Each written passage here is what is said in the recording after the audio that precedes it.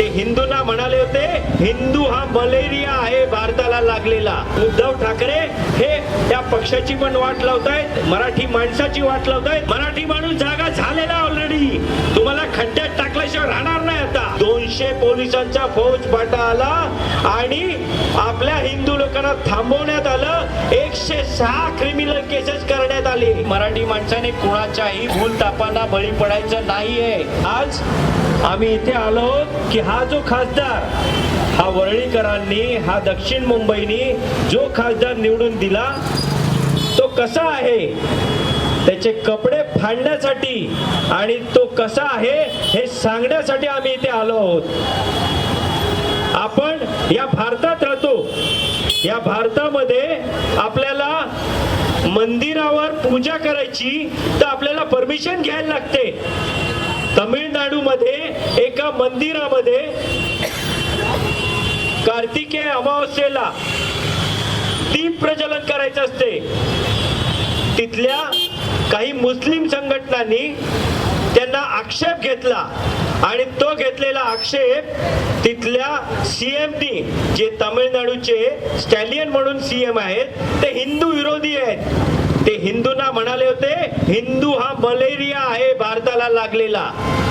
अशा फालतू माणसाने त्या तिथे ते दीप प्रज्वलन करू नये यासाठी विरोध केला हिंदूंना. आपल्या हिंदूंनी, आपले हिंदू सहिष्णू असतात, आपले हिंदू काही बोलत नाहीत. मग एक चांगला मार्ग घेतला आणि कोर्टात गेले की आम्हाला दीप प्रज्वलन करायला द्या. ते दीप प्रज्वलन करायला देण्यासाठी जस्टिस स्वामीनाथन यांनी ती परमिशन दिली की आपल्या देशामध्ये हिंदू मंदिरामध्ये आपण दीप प्रज्वलन करू शकतो, पूजाही करू शकतो. त्यामुळे परमिशन दिली.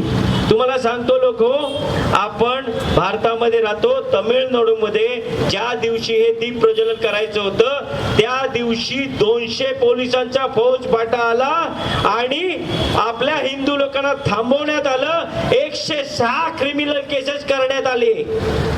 आपण या भारतात राहतो, हा भारत हा हिंदुस्थान, हिंदूंचा देश, आणि तिथे अशी परिस्थिती येते जिथे आपण सगळेजण म्हणतो संविधान संविधान. मागच्या इलेक्शन मध्ये, निवडणुकांमध्ये संविधानावर नरेटिव्ह पसरवलं आणि त्या निवडणुका संविधान बदलणार या भीतीने लोकांना घाबरवलं आणि ते घाबरून लोकांनी मतदान नाही केलं. पण मी तुम्हाला सांगतो असं काही झालेलं नाही. भारतीय जनता पार्टी ही संविधान बरोबर आहे आणि पूजनीय बाबासाहेब आंबेडकरांच्या संविधानावर विश्वास ठेवणारी पार्टी आहे. त्या दिवशी 106 केसेस झाल्या तमिळनाडूमध्ये. या 106 केसेस, पण आपला हिंदू तिथे थांबला नाही. त्यांनी जाऊन तिथे दीप प्रज्वलन केलं आणि यापुढे करत राहतील. पण तुम्ही म्हणाल ही सगळी स्टोरी इथे कशाला सांगताय तुम्ही? ह्याचा काय संबंध महाराष्ट्राची आणि वरळीशी? त्याचा संबंध आहे. इथला जो खासदार आहे, ज्या हिंदू लोकांनी त्याला निवडून दिलं, त्यांनी ज्या स्वामीनाथन जज आहेत त्यांना काढण्याची एक प्रोसेस असते, महाभियोग केला जातो. त्यानंतर त्यांना त्या पोस्टवरनं काढता येऊ शकतं किंवा संविधानाने तुम्हाला ज्या पदावर बसवलेले त्याच्या विरोधात कंप्लेंट करण्यासाठी खासदार हे कंप्लेंट करू शकतात. हे कोण खासदार आहेत? तर हे इथले महाशय जे अरविंद सावंत, त्यांनी सही केली की हिंदू विरोधात, हिंदूंच्या बाजूने जो निर्णय दिला तो निर्णय फार चुकीचा आहे. हा चुकीचा निर्णय चुकीच्या माणसाने दिला. त्यामुळे जस्टिस स्वामीनाथनना काढा. याचं पत्र लोकसभा स्पीकरना देण्यात आलं. आपण कुठे राहतो, आपण कुणाला मतदान केलं ह्याला आपण ह्याच्यानंतर मतदान करायचं नाही. आणि लोक हो, आज आम्ही का इथे आलो हे येण्याचं कारण, हा जो पक्ष आहे ना, हा पक्ष खरा म्हणजे आहे ना, हा राहिलाच नाही. बाळासाहेबांचा पक्ष हा वेगळाच होता आणि बाळासाहेब वेगळेच होते. ते हिंदूंसाठीच झटले.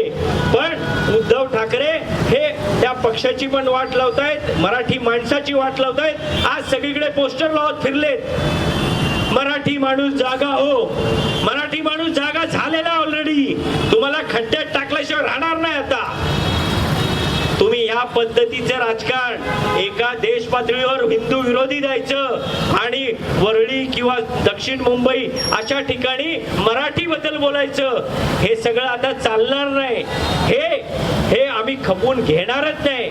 आणि वेळोवेळी अशा ज्या काही गोष्टी होतील त्या लोकांसमोर येऊन या लोकांसमोर गोष्टी मांडणार की हे आपले नेते ज्यांना आपण खासदार म्हणून निवडून देतो ते लोकसभेत काय करतात, मुसलमानांबरोबर त्यांच्याबरोबर जातात आणि हिंदू विरोध जे निर्णय असतील त्याच्याबरोबर राहतात आणि इथे येऊन मराठी माणूस जागावं म्हणतात. यांना आपण त्यांची जागा दाखवायची आहे आणि ती वेळ आलेली आहे. लवकरात लवकर बघा, आज आपण इथे जागे झालो नाही. विषय खूप स्पष्ट आहे. आपल्या देशामध्ये देवळामध्ये पूजा करायची असेल तर आपल्याला परमिशन घ्यायची वेळ लागली तर का नाही या मुंबईच्या महानगरपालिकेत एक खान जर महापौर झाला तर तुम्ही काय कराल? त्यामुळे तुम्हाला चेतावणी द्यायला आलोय. हे उद्धव ठाकरे यांना काही देणं घेणं नाहीये. त्या राजकारणात जाण्यासाठी जो प्रचार आम्ही करू त्या प्रचाराला येऊ त्यावेळेस काढू की यांनी काय केलं, या मुंबईची कशी वाट लावली. पण आजचा विषय हा खूप स्पष्ट आहे. एकीकडे एक आणि एकीकडे एक. एका साईडला दाखवायचं मी हिंदूंच्या बरोबर, मी मराठी बरोबर, आणि एका साईडला दाखवायचं की हा जो निर्णय झाला त्याच्या विरोधात खासदारांनी सह्या करायच्या, हा काय बरोबर आहे का?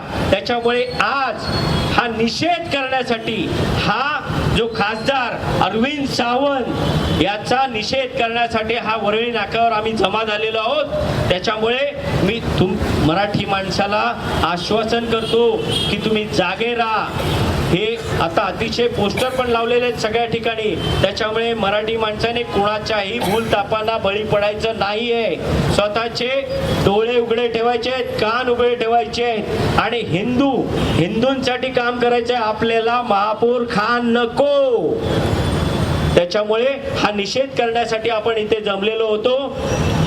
वरळीकरांना खूप खूप धन्यवाद. इथे ज्यांनी हा आपला कार्यक्रम सर्वांनी अरेंज केला त्यांना धन्यवाद. हा कार्यक्रम यानंतर ज्या मंदिराला जो विरोध केला आणि गेले अनेक वर्ष त्याचं दीप प्रज्वलन केलं जात नव्हतं, ते दीप प्रज्वलन आम्ही मागे मंदिराचे फोटो लावलेले आहेत, त्याच्या समोर दीप प्रज्वलन केलं जाईल. जय श्रीराम, जय जय श्रीराम.